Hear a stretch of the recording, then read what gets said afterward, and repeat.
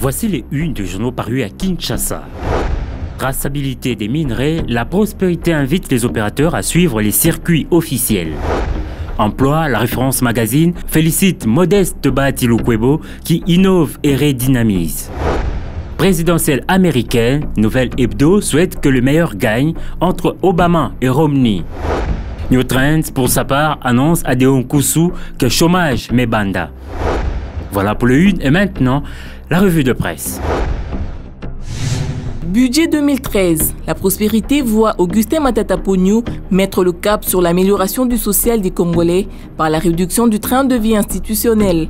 En matière de dépenses, les différentes politiques sectorielles exprimées par les services ont été prises en compte. La consoeur fait observer qu'en déséquilibre, le gouvernement a déjà prévu de moyens conséquents afin d'atténuer les chocs. Ainsi s'est-il constitué de matelas budgétaires conséquents et des réserves d'échange.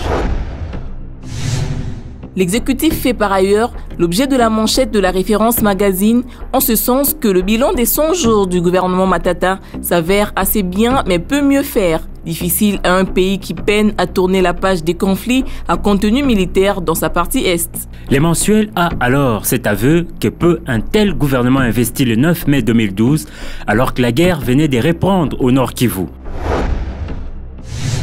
Depuis la Suède, Nouvelle Hebdo accorde la parole au docteur Denis Mukwege qui dénonce l'impunité en RDC. La sécurité du gynécologue ne suffit pas, ses pensées vont à ces milliers de femmes qui souffrent de façon quotidienne dans leur corps et esprit. Le docteur Mukwege appelle conséquemment, souligne l'hebdomadaire, le personnel de l'hôpital de Panzi à répondre à la violence par l'amour. Revenons au pays suivre ce décompte de l'incendie que livre Congo Nouveau des dégâts de RTGA. Ils sont évalués à 200 000 $, 8 caméras professionnelles, un faisceau mobile, des trépieds, des mixeurs audio et vidéo, des bacs de lumière, des micros et des batteries sont irrémédiablement endommagés. C'est pourquoi le journal explique les difficultés de la chaîne de faire du direct et de produire à l'extérieur. Repartons à l'étranger à Madagascar où New Trends suit les Congolais qui défendent le drapeau national au championnat d'Afrique de taekwondo. En 2010, à Tripoli en Libye, rappelle l'hebdomadaire, les Léopards étaient parvenus à ramener au pays 2 médailles en or et 1 en bronze.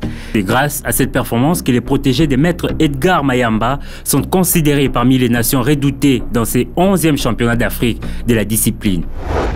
Fin de cette revue de presse. Merci de l'avoir suivi.